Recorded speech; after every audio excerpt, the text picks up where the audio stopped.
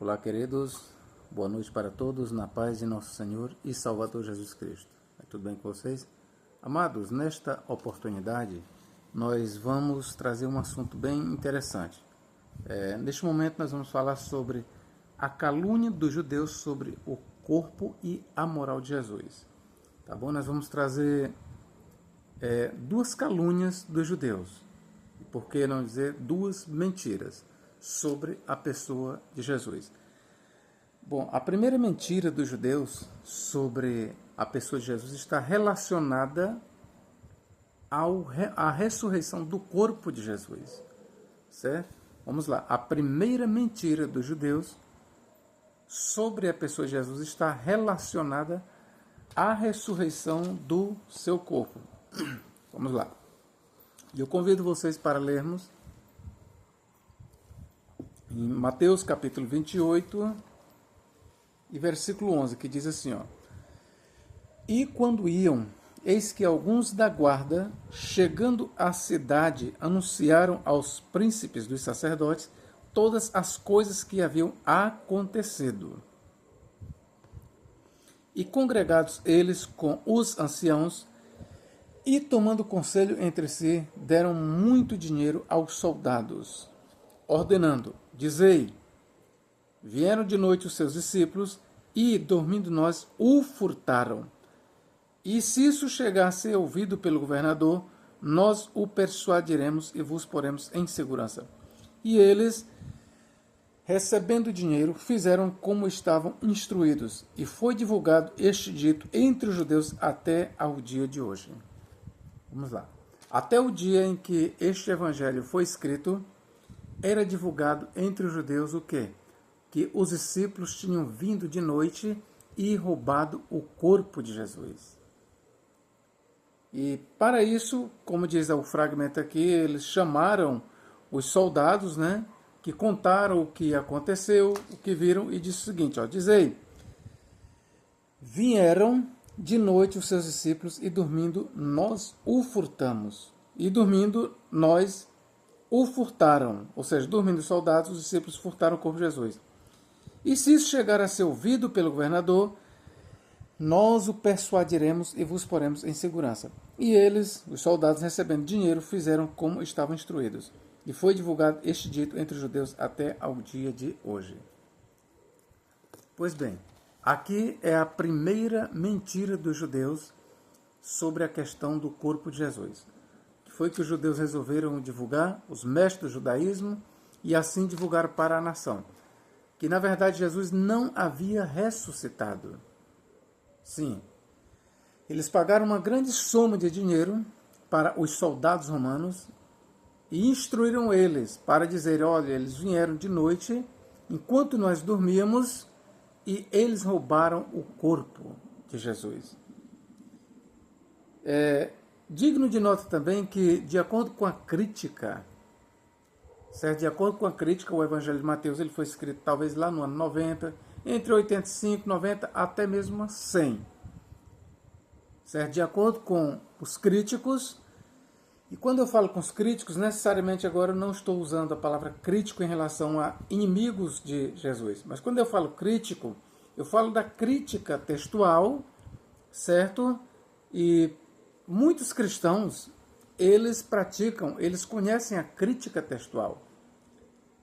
Então, quando eu falo críticos, eu não estou agora me referindo necessariamente a críticos, a inimigos do cristianismo, mas aqueles que se debruçam e que mergulham de forma honesta e profunda sobre a crítica textual. Então, de acordo com os críticos textuais, então eles vão dizer que o Evangelho de Mateus foi escrito entre os anos 80, 85, até 90 ou 100. Pois bem, seja como for, que seja, lá por volta do ano 100, do ano 80, era divulgado plenamente entre a comunidade judaica, entre os judeus e até entre os pagãos, que Jesus não havia ressuscitado, mas sim que o corpo de Jesus tinha sido levado, roubado pelos discípulos. Então aqui nós temos a primeira calúnia, a primeira mentira dos judeus, de acordo com o Evangelho de Mateus. Sim, porque de acordo com o Novo Testamento, Jesus realmente ressuscitou. O seu corpo não foi roubado. Então, os primeiros a caluniarem os cristãos os primeiros a contestarem a ressurreição de Jesus não foram as pessoas de fora, mas foram os próprios compatriotas, foram os próprios judeus. E quando eu digo os próprios judeus, porque os discípulos, inclusive o próprio Jesus Cristo, eles eram judeus. Jesus era um judeu, os discípulos eram judeus. Os discípulos eram judeus. Então, os primeiros inimigos do cristianismo foram exatamente os judeus, ok? Bom, na medida em que foi também sendo propagado que Jesus era Deus, porque este entendimento da divindade de Jesus Cristo, queridos, eu já disse isso no vídeo e vou repetir. Este entendimento de que Jesus era Deus, esse pensamento, ele não foi absorvido pelos primeiros discípulos de Cristo enquanto Jesus estava aqui na Terra. Eu quero deixar isso bem claro. Quando os discípulos se dirigiam a Jesus e diziam, Senhor, é claro que na palavra Senhor estava escondida, estava oculta ali a divindade de Jesus. Mas não era nesse sentido que os discípulos se dirigiam a Jesus. Quando Jesus era chamado de Senhor pelos seus discípulos, no máximo a palavra Senhor tinha o sentido de mestre, de instrutor, de uma autoridade. Mas os discípulos jamais assimilaram Jesus com Deus, ou seja, os discípulos jamais entenderam. Enquanto Jesus estava aqui na terra, durante seu ministério terreno, antes de sua morte e ressurreição, os discípulos jamais, eles olharam para Jesus e viram ele como Deus. E é tal que assim foi que Jesus, ele explicou para os seus discípulos certa vez. Olha o que Jesus Cristo explicou. João capítulo 14. Ó. João 14, olha o que diz aqui. Ó. É a partir do versículo 7. Ó. Se vós conhecesseis a mim, 14, 7, também conhecereis a meu Pai, e já desde agora o conheceis e o tendes visto. Jesus aqui ele estava falando em termos de divindade, certo? Conhecer o Pai, ver o Pai na pessoa dele, era reconhecer a Jesus como Deus. Disse-lhe Filipe, Senhor, mostra-nos o Pai, o que nos basta. Então, quando Filipe aqui dizia, Senhor, mostra-nos o Pai, mas esta palavra Senhor, no intelecto de Filipe, não significava Senhor Deus, Senhor divino, mas apenas Senhor no sentido de uma autoridade. Tá certo? Eles entendiam que Jesus era o Messias. Sim, então, Senhor, o máximo que esta palavra de Senhor, a maior conotação que ela poderia ter, era de Senhor no sentido de Messias, messiânico. Mas de Deus não, certo? Disse-lhe Filipe, Senhor, mostra-nos o Pai, o que nos basta. Disse-lhe Jesus, estou há tanto tempo convosco, e não me tendes conhecido, Filipe? Quem me vê a mim, vê o Pai. Como dizes tu, mostra-nos o Pai. Não crês tu que eu estou no Pai e que o Pai está em mim? As palavras que eu vos digo, não as digo de mim mesmo, mas o Pai que está em mim é quem faz as obras. Crede-me que eu estou no Pai e o Pai em mim. Crede-me, ao menos por causa das mesmas obras. Sim, Jesus era Deus. Ok? Eu quero deixar bem claro para vocês isso. Jesus era Deus encarnado. Só que os discípulos não entendiam isso. Os discípulos só vieram entender a divindade de Jesus depois que ele ressuscitou e subiu ao céu. Principalmente depois que o Espírito Santo é enviado do céu para a igreja. Sim, principalmente depois da vinda do Espírito Santo, é que os discípulos vieram a entender realmente quem era Jesus. Mas antes disso, antes de Jesus morrer e ressuscitar e subir ao céu, os discípulos não olhavam para Jesus como Deus. Os discípulos olhavam para Jesus como um homem, como o Messias, sim.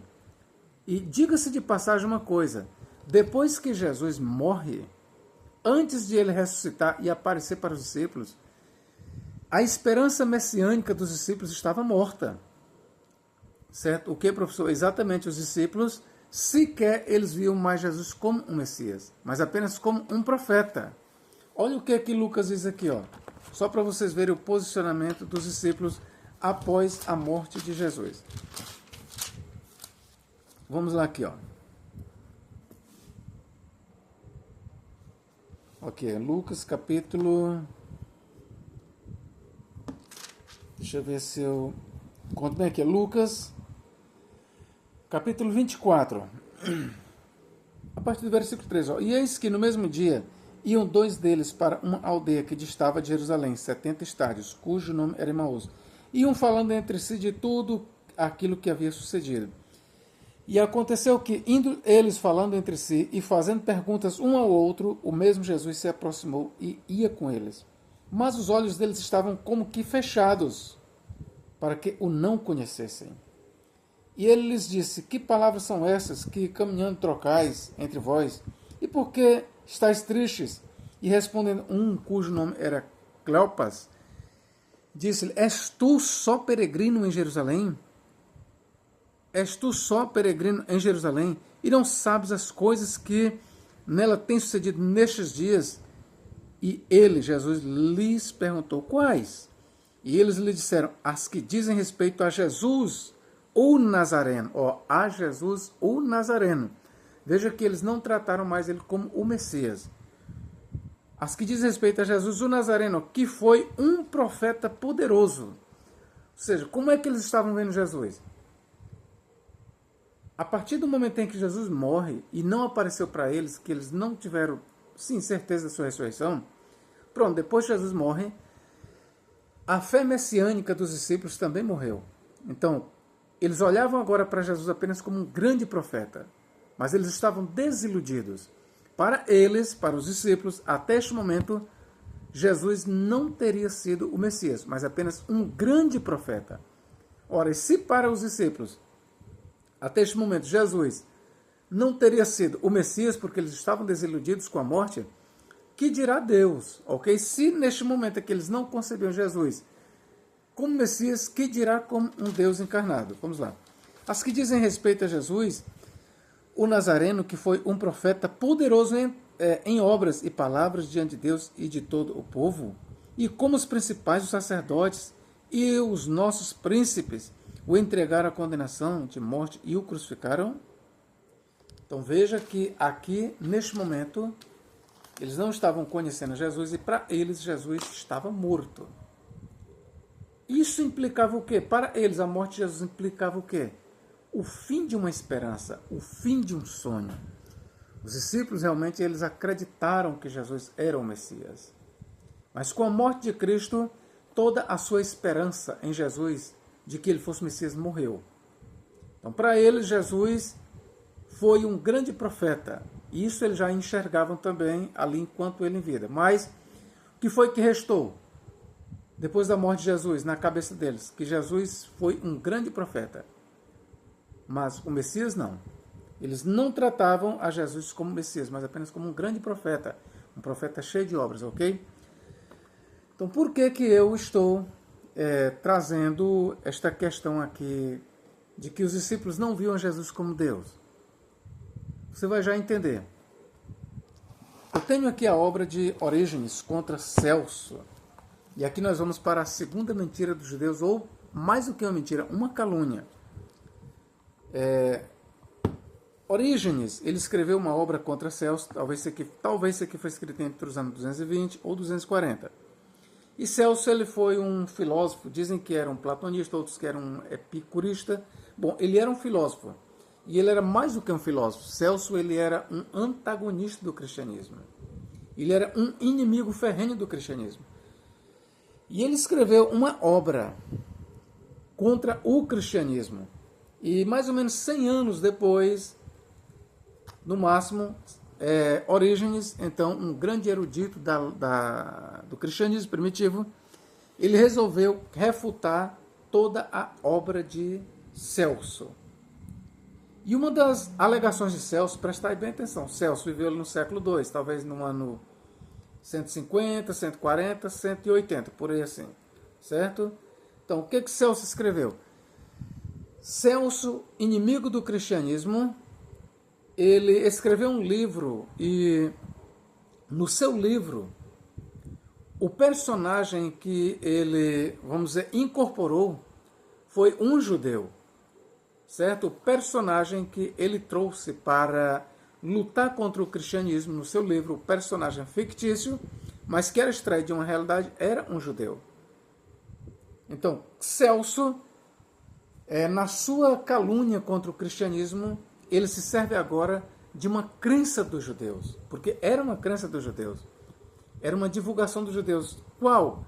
De que Maria, ela na verdade tinha traído José com um soldado romano.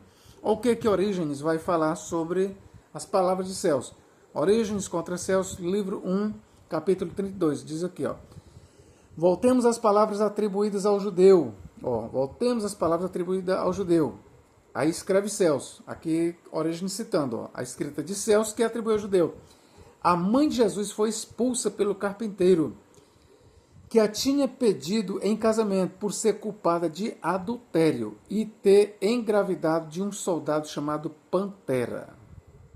Tá certo? Então, esta acusação aqui, ela foi uma acusação de Celso, uma calúnia. Só que Celso não tira isso da sua cabeça. Não. Celso não estava tirando isso da sua cabeça. De onde foi que Celso ouviu que Maria tinha sido infiel a José e que tinha traído José com um soldado romano chamado Pantera ou Pandera? De onde foi que Celso tirou isso? Exatamente da parte dos judeus. Por isso é que Celso atribui a sua fala aos judeus. Porque, de fato, esta história de que Maria foi adúltera e que a gravidez dela era de um soldado romano, foram os judeus que inventaram isso. E eu tenho aqui alguns volumes, por exemplo, Talmud. Por exemplo, eu estou aqui com o Sanhedrin. Sanhedrin é um dos maiores volumes do Talmud babilônico. Ele é composto de 3 volumes. Tenho aqui Sanhedrin volume 1. E de Isaías, eu ainda não li o Sanhedrin todo. Ele é muito volumoso, mas eu já li bastante. Já li que o Sanhedrin, em alguns momentos, ele faz uma referência, ou várias referências veladas a Jesus, o depreciando. Pelo menos é assim interpretado, certo? E uma das referências do Sanhedrin a Jesus, e isso eu vi na IA, Inteligência Artificial, quero dizer para vocês que eu não encontrei precisamente aqui, mas a IA vai dizer que no Sanhedrin, capítulo 67a, e eu tenho esse volume aqui, mas ainda não encontrei, certo? Eu li, não consegui encontrar. Mas a IA vai dizer que no Sanhedrin, capítulo 67a, diz que sim, que há uma alusão velada que é entendida, veja bem, que é entendida por muitos cristãos como fazendo alusão a Jesus e a Maria. E lá se diz que Yeshua, certo? Ele era filho de um adultério, ele era um filho bastardo. Ou seja, de acordo com a IA, que diz que no Sanhedrin 67a diz que lá se faz menção a Maria como tendo praticado adultério, sendo infiel a José. Então lá diz que Jesus era filho de um adultério.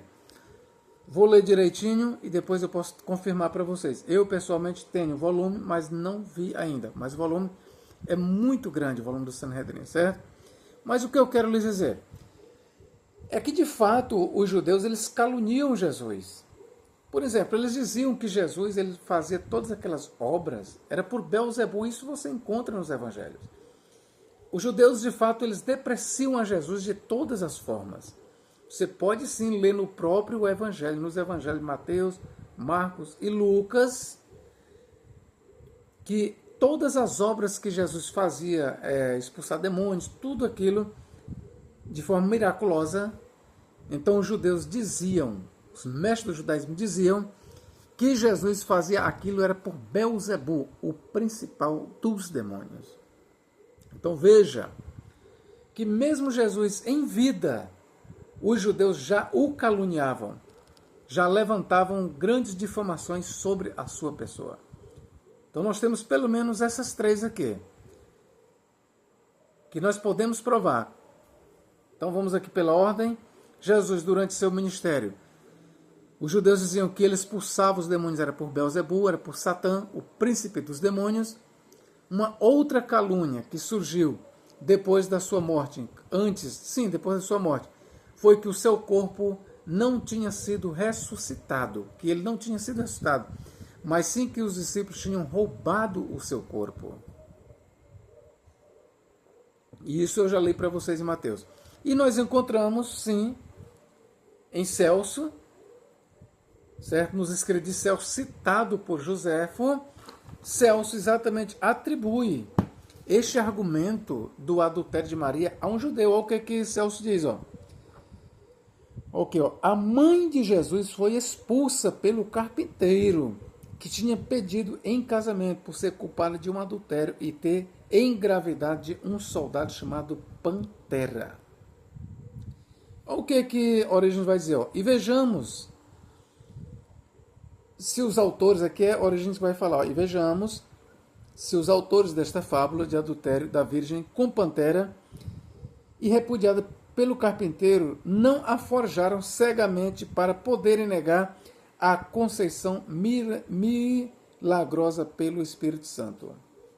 Então vamos lá. De acordo com Orígenes, então ele começa a rebater aqui esta calúnia judaica citada por Celso, que passa a ser refutada por Orígenes. E Orígenes vai explicar por que os judeus, aqui citado por Celso, dizem que Maria foi infiel. Porque eles não acreditam no nascimento milagroso de Jesus. Ou seja, eles não acreditam que realmente Jesus tenha nascido de uma virgem. Certo? Entre muitos argumentos levantados contra o nascimento virginal de Jesus, está esse. Ó, entre muitos argumentos levantados contra os judeus, contra o nascimento virginal de Jesus, nós encontramos este, aqui no livro de Orígenes contra Celso, que os judeus, citados aqui por Celso, diziam, ensinavam. E nós podemos constatar isso no Talmud. Eu ainda não encontrei, mas eu sei que tem sim.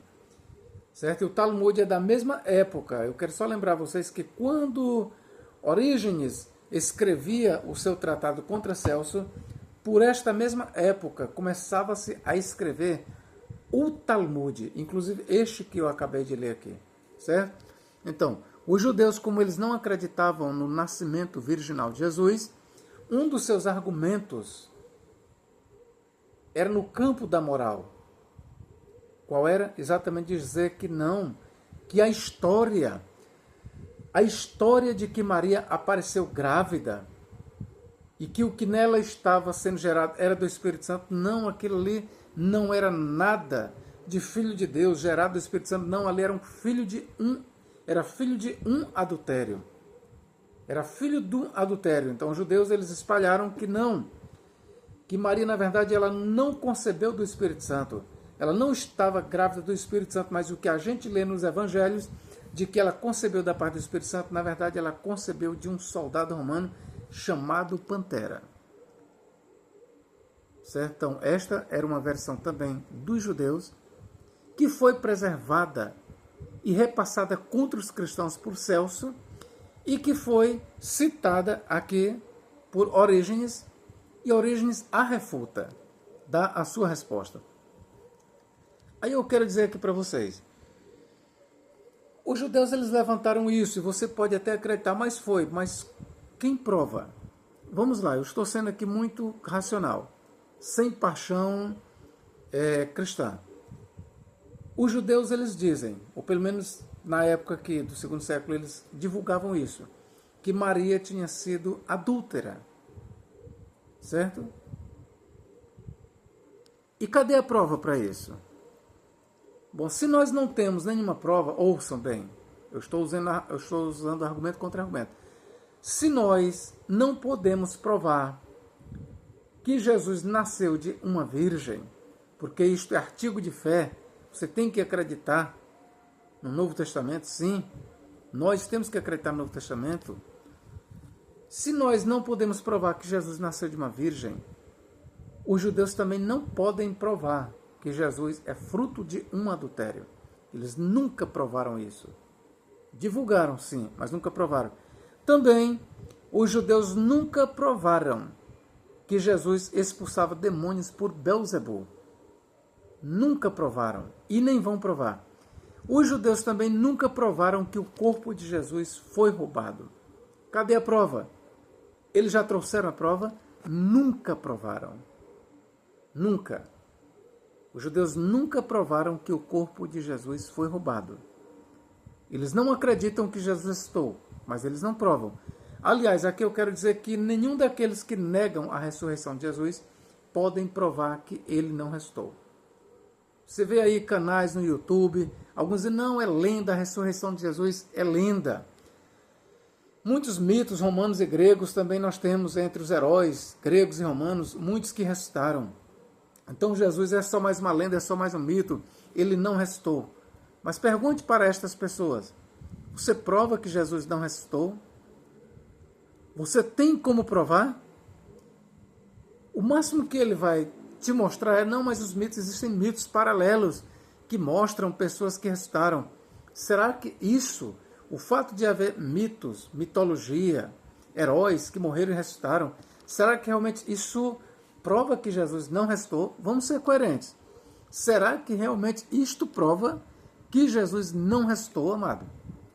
Será?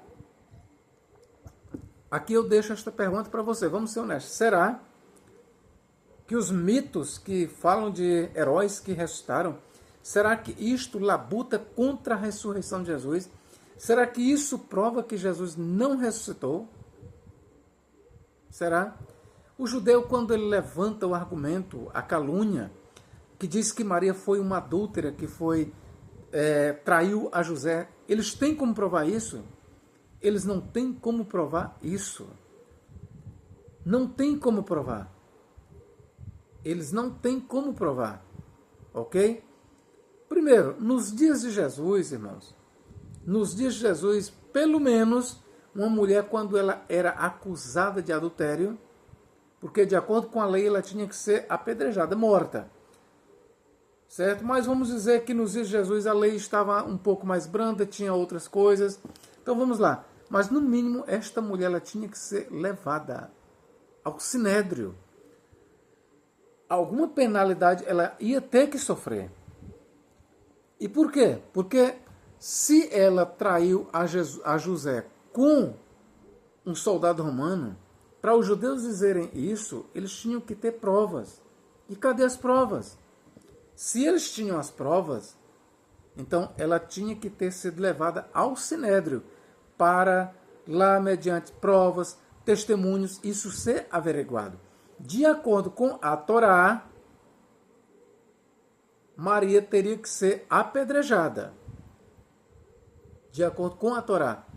Mas eu quero só perguntar o seguinte. O que o Evangelho diz? Que Maria, ela concebeu do Espírito Santo. Então eu prefiro acreditar no que diz o Evangelho do que acreditar numa calúnia dos judeus que eles não provam. Ok? Que Deus em Cristo nos guarde, nos abençoe, agora e para todo sempre. Amém.